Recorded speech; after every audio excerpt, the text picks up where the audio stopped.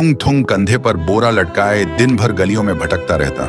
इधर उधर पड़ी प्लास्टिक की बोतलें और पुरानी चीजें उठाता रहता। फिर शाम को उन्हें बेचकर 2 वक्त की रोटी कमाता। थुंग थुंग अपनी बीवी और बच्चे के साथ एक टूटी हुई झोपड़ी में रहता था।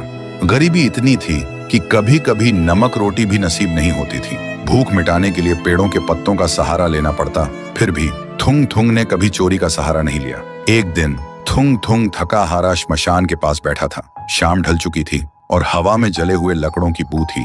तभी उसे मिट्टी के नीचे से हल्की सी रोशनी चमकती दिखी। वह धीरे से उठा और मिट्टी खोदने लगा। कुछ ही देर में उसे जमीन के अंदर से एक पुराना सा लोहे का घंटी वाला दिया मिला। जैसे ही उसने उसे उठाया, एक भारी आवाज गूंजी, जो भी इस दिए को जगाएगा उसकी हर इच्छा पूरी होगी, लेकिन बदले में उसकी सबसे प्यारी चीज चली जाएगी।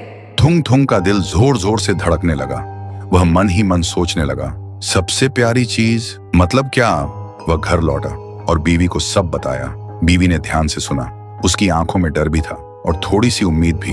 फिर बोली, 3 दिन से बच्चा भूखा है, क्यों ना पहले खाना मांग ले।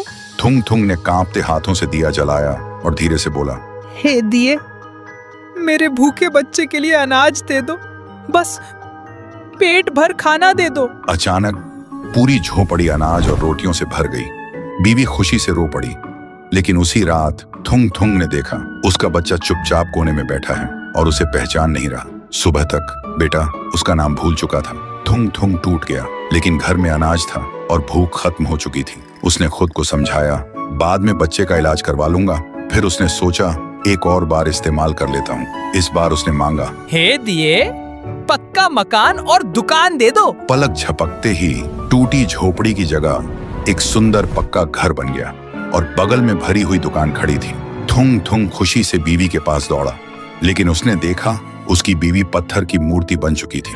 थुंग थुंग चीखता रहा, रोता रहा और कोने में रखा वह दिया हंसता रहा, क्योंकि शर्त वही थी, हर बार सबसे प्यारी चीज खोना।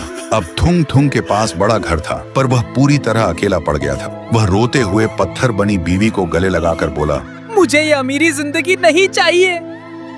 मेरी बीवी और बच्चे को पहले जैसा कर दे, भले ही हम भूखे रहे।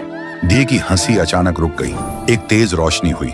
जब रोशनी हटी, न पक्का घर था न अनाज का ढेर। फिर वही पुरानी टूटी हुई झोपड़ी थी, लेकिन सामने उसका बच्चा खेल रहा था और बीवी मुस्कुरा रही थी। थुंग थुंग ने सुकून की सांस ली और उस मनहूस दिए को वापस श्मशान ले जाकर मिट्टी में हमेशा हमेशा के लिए दफना दिया।